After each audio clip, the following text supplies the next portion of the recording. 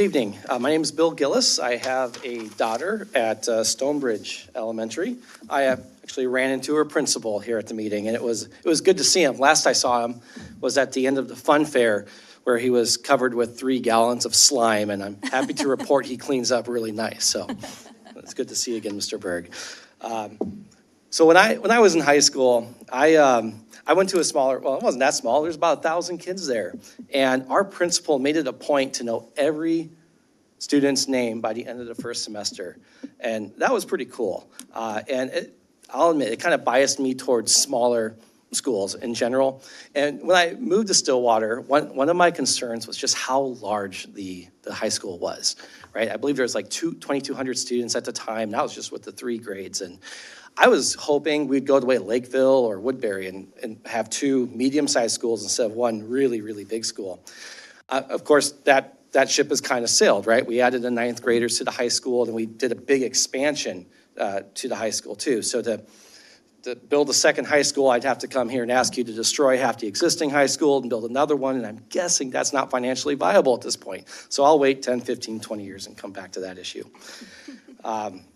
Another point, our actions and words, they come from judgments, and a common judgment will be, will my actions or words promote my visions and goals? If you kind of want to see this in real time, just wait till President Trump tweets something this weekend. Then turn on Fox News. 15 minutes later, turn on CNN. You will be hard-pressed to believe that these 2 networks are talking about the exact same thing. And why is that? Why the chasm? Well, it's mainly because you have 2 networks that are acting on diametrically opposed visions and goals. Now, every organization, including this one, has visions and goals. And one thing I'd like to note is that the majority of the residents of the school district rejected the previous school board and their visions and goals. And people being people and not robots, we can't just install a new program of vision and goals into everybody in the system. And in fact, the more time and effort we put behind our held visions and goals, the harder it is to let go of them and to detach from them and to adopt different ideas. And because people are people and not robots, we'll have a terribly difficult time implementing new ideas and new visions. The current administration was largely the creator and the implementator of the vision and goals of the last school board. The current administration has a high degree of ownership of the visions and goals that the voters have overwhelmingly rejected. And this matters because the board and the public, we are massively dependent upon the paid administration to implement our vision and goals and provide answers and professional advice in good faith, not in furtherance of a competing outlook. Go back to Fox and CNN. You'll see the same information sparking wildly different responses, and so it is here. Every question answered by the administration drips with the context of do it my way, follow my vision. And again, we the voters rejected that vision.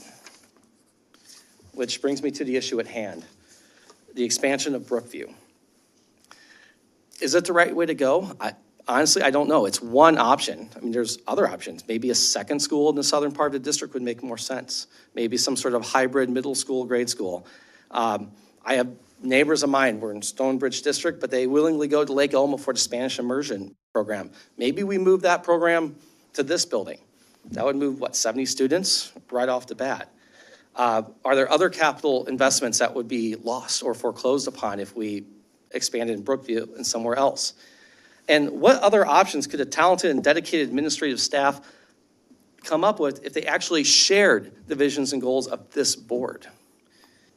I do know that the vast majority of the advocacy and the information and the answers to questions about the expansion of Brookview comes from the current administration. I also know that the current administration is committed to vision and goals that have been rejected by the voters. And this brings me back to the 2 high schools I would have liked to have seen. When you put cement in the ground, you've committed yourself to one solution and foreclosed on several other options. Before you do that, before you put this decision in cement, bring in an administration that will advise and act based on your vision and goals, and don't be pressured to act tonight. Take your time. Do not act until you know it is in your service of your vision and goals and not the vestige of a plan that voters have ultimately rejected. Thank you. Our next speaker is Alice.